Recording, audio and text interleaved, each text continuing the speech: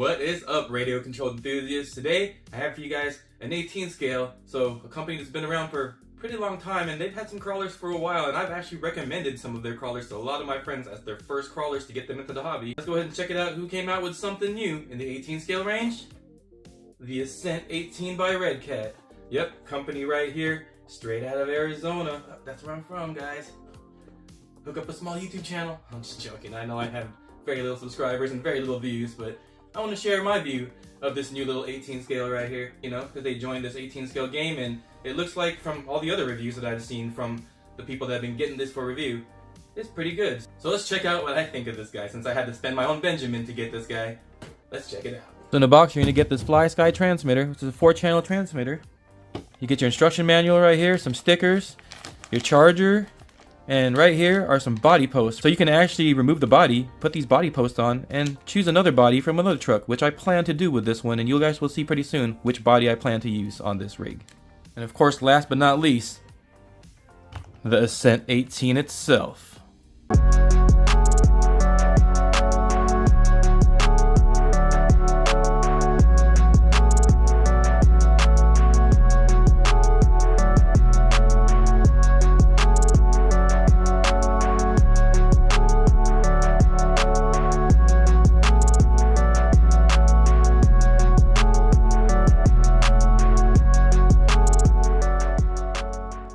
Well, here we have the Ascent 18 by Redcat. Super sweet looking rig in my opinion. I mean, it's an unlicensed body and everything, and in the other colors it's pretty alright, but when I saw it in this color, it was definitely the one I like the most. It's supposed to be an 18 scale version of the 10 scale they came out with, and I don't own that one. I did want to buy it, but I'm still not sure what 10 scale to buy, so I am looking at the new FMS 10 scale that came out. That's a pretty cool one. So let me know in the comments, what do you guys think for a 10 scale. But anyway, back to this guy right here. This is made by a company that I've always known about and always supported and always told people to buy them. And I've told a lot of friends to buy Gen 7s, Gen 8s, you know, the brushless versions and the brushed versions and the pros. And I pretty much have had half of my friends buy those things. So everyone I know has started with those and gone to something else or still has those. This guy's running on Portal axles. The wheels, they look like they're not beadlock wheels. These are glued on, it looks like. It feels like there are... Yeah, it feels like there's foam in there. Here we have a Hexfly servo, full metal and on a ball bearing as well. There, so hopefully that will be reliable for us. The belly is actually pretty nicely done. A lot of skids, a lot of ways to get rocks to slide on it. The way it's set up right here, the bumpers are pretty much more inboard than the tires, so your tires will definitely grab an obstacle before you can hit a bumper. So that's pretty good right there for your departure and your approach angles.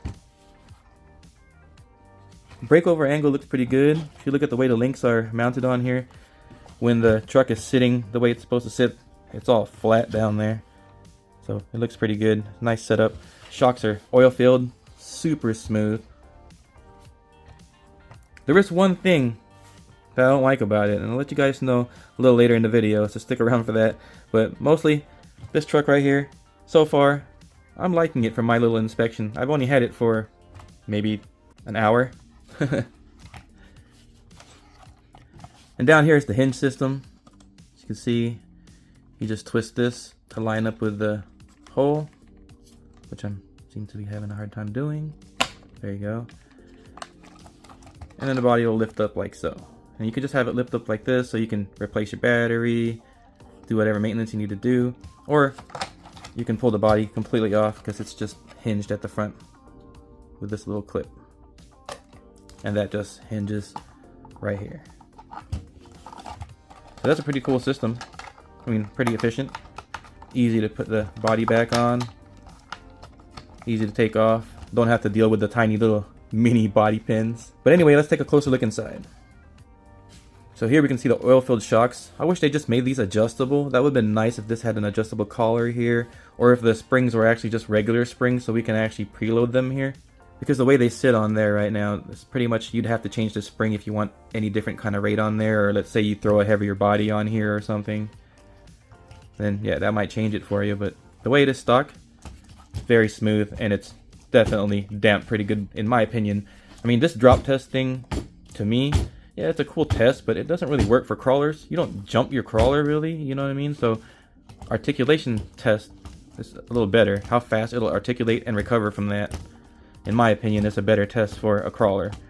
And to me, seems to be pretty good weight oil in there, to me. Where it'll work for me. I won't need to change anything, and it feels filled proper. And right here you can see the Redcat branded 180 size motor. I don't know how many turns this motor is, but it's a 180 size motor. Gearbox has plastic gears in there. We have ball bearings in the transmission case as well. Plastic gears in here. The gears look pretty beefy, and so far upon inspection, all the gears in here, even the diff gears, look pretty overbuilt for a small little rig like this, so I'm assuming this thing is going to be a pretty reliable little rig. The one little other gripe that I found with this thing while working on it though is the mix of the Phillips head and hexes. Yeah, other brands would get a knock for that, but I don't think any reviewer has said anything about that. Gears in here are metal portal gears. And right here we have a Hexfly 750 milliamp hour 7.4 volt LiPo. So it's a 2S LiPo running this sucker, and that should give you some pretty good runtime. That's actually the same amount of milliamp hour that the TRX4M comes with on their battery. And I get pretty good runtime with that. And it's the same 180 size motor on the TRX4M as well. Well, not the same motor, but it's a 180 size, so I'm assuming the same power consumption probably, and it should run a good 45 minutes probably, crawling around. See a 3-wire servo back here. Oh yeah, there's 2 ports back here. So there's a spare port right here that you could use for the 3rd channel. So that's pretty cool. You get a 3-channel receiver ESC combo, and you get a 4-channel FlySky transmitter, which you can probably get other receivers to work with because it's just a FlySky transmitter. It's a JST style connection, so a lot of batteries will work with this. You can go on Amazon and grab tons of other battery brands that will just plug straight into this pretty well. And the battery tray looks like it has room for a bigger battery if you want to do that. Me personally, I'd probably go with smaller and just get a couple more, so that way you have less weight up top. So now I hit this button right here. You see the light blinking right here, so it's on. You're going to need to provide your own 4 AA batteries for the transmitter. And the transmitter right here is fully digital. Even all the trim switches and everything right here is all buttons. They're all digital. And it's a pretty decent sized transmitter, so it's not like a mini transmitter or anything. It's a full size transmitter right here, so it's going to be really comfortable. And you're going to have a lot of fun with this because these transmitters are usually pretty well, good range and everything with FlySky. I've never had a problem with FlySky. So let's turn this sucker on. Okay, red light's on, it's on. And it's connected. And right here, so you can see, I noticed this right when I took it out the box and tried it for the first time because this is not my first time turning it on. I am pushing down on that. Do you see the tires right there? It's moving the back end. That is a powerful servo right there. I think this is the most powerful servo I've ever seen on a micro or mini crawler. So that's one plus right there. One thing you're not going to have to upgrade right away. So hopefully that servo is reliable. Maybe you can go in there and waterproof it if you're like me and you like water runs. I'm probably going to check the waterproofing of this. I'm not sure of the waterproofness of this rig. I know this rig does come full ball bearing all throughout. Let's go ahead and test this guy's modulation.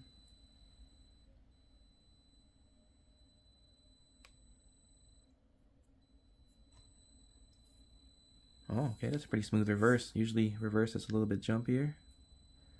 But I was kind of expecting it with this FlySky system. I've always been impressed with FlySky stuff. Affordable and works great. I know resolution's not always there with the cheaper stuff, not like the Noble and stuff, but man, it's good enough for most people, trust me. I've been running FlySky stuff and I have no problem with it. I'm talking about GT3, you know, the older FlySky stuff too.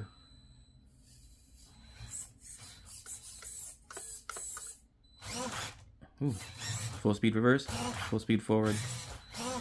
It's got some wheel speed on its side. Now the part I'm worried about is modulation through like obstacles and steps. So let's go see how it does this, and let's see how much more throttle I have to give it, because you know obviously it's brushed, no FOC, it's not brushless. How much more throttle do I have to give it, and how well geared is this for the job? Especially for crawling. You know me, I'm just a trail crawler.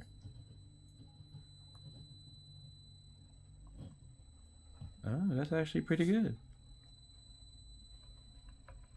Look how quiet this thing is, guys. I'm pretty impressed. Tires are pretty grippy for stock for sure. Box stock tires are not bad at all. And you guys see those shocks? Man, the way those shocks move, they are so smooth. I'm pretty sure these are smoother than my TRX-4M shocks. Oh, you have some body rubbing. Wheelie time! Oh. So far with my little bench testing right here, I like it. Redcat, I think you guys knocked this one out of the park, especially for a micro. I don't see much this needs to be done to this. You know, some weight down low, and you're ready to go. But yeah, anyway, let's go ahead and let's talk about that one thing I was talking about in the beginning of my video, where there was one little thing that I had a gripe with. And this is only for me. It's nitpicky, and it's only me that I think this is going to affect a pretty small amount of people probably. It's this thing. Usually when I tip my truck like this, or I need to go pick it up, move obstacle, go somewhere else, let's say we're moving sites or something, I usually pick it up like this, by the body, which most people do. And, you know, I'm usually in a rush or something, so... Oops. What happened there? Yep, that happened too the first time I took it out of the box. I pulled it up and I was like, oh. So yeah, quick release right there. And it's so flexible, I can actually just go ahead and put it back. So just to get it straight here, nothing is broken. Everything's fine. That's just me, you know. So when you pick yours up, be a little bit more gentle with it, or pick it up more towards the rear, because towards the front, and that's what's going to happen right there. And you know what? If that's my only gripe with this truck out the box, I mean, I see no problem with this thing. I like the tiny little details they have on the body right here, the little stickers, and that funny little sticker back here. Yeah, there you go. No problem. Find them upside down. Problem.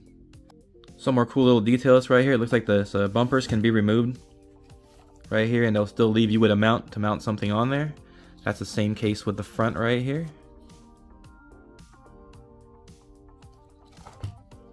Here's a better view of the axle mounted servo right here. And I think it's also cool that they give you other options right here. They give you a plate here. You have room right here to just move stuff around. You know, you want to customize this to your liking, put a different body on here. Let's say you decide to take this body off and put more of a competition style body on it. One of those, you know, tube rigs or something. You can move stuff around, make stuff fit better. So there you guys go. The Redcat Ascent 18. What do I think about it? I think Redcat did a great job. This thing right here rocks. So maybe my next video on this guy will probably be, you know, upgraded wheels and waterproofing the electronics so I can submerge this thing in some water, you know. Let's do some water runs with this guy, get it muddy, and have some fun the Run That RC way. Well, thanks for watching as always, guys. And as always, stay safe out there, go have some fun, and run that RC.